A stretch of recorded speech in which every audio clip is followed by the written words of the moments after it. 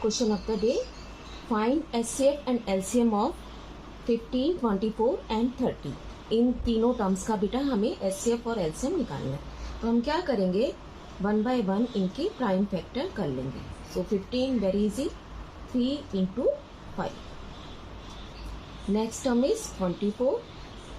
तो आपको पता है ये 2 गुणा 2 गुणा 2 गुणा 3, 8 गुणा 3 बन गया ना, तो उसको 8 के भी हमें प्राइम फैक्टर करने हैं। And finally it is 2 raised to the power 3 into 3। Next term is 30, 6 गुणा 5, और 6 को हम कैसे लिखेंगे, 2 गुणा 3 गुणा 5।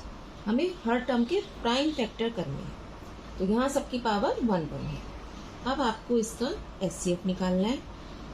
HCF मतलब हाईएस्ट कॉमन फैक्टर, सबसे बड़ा कॉमन फैक्टर।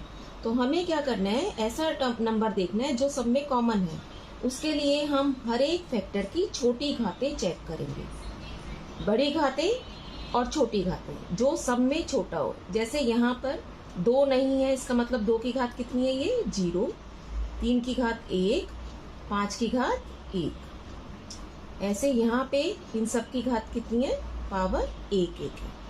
अब इन तीनों टर्म्स में से आप 2 की सबसे छोटी पावर देखो, यहाँ 0, यहाँ 3, यहाँ 1।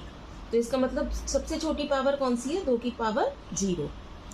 अब 3 की देखो, 3 की यहाँ पे 1, यहाँ पे भी 1 और यहाँ पे भी 1। इसका मतलब छोटा बड़ा कुछ नहीं है, 3 की पावर 1 ही है।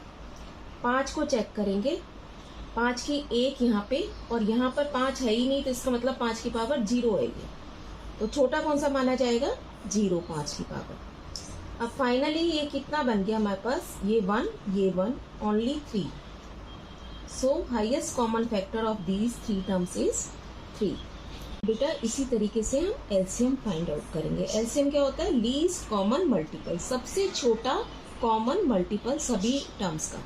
तो यहाँ पे लीस्ट मतलब सबसे छोटा है, लेकिन अब हम हर एक फैक्टर की बड़ी पावर्स चेक करेंगे। तो सबसे पहला फैक्टर है हमारा 2 की पावर है यहाँ पे 0, यहाँ 3 और यहाँ 1। तो 2 की सबसे बड़ी पावर कौन सी हुई, फाइनली 3। अब दूसरा फैक्टर आप उठाओगे 3 की पावर सब जगह 1 है, यहाँ पे भी 1 आ गई। नेक्स्ट फैक्टर इज 5 की पावर 1 यहाँ पे, 0 यहाँ पर, 1 यहाँ पर। तो इनमें से बड़ा कौन सा हुआ, 1। अब इसे हम फाइनली सॉल्व करेंगे। 2 raised to the power 3 is 8 and 5 into 3 15। Final answer is 120।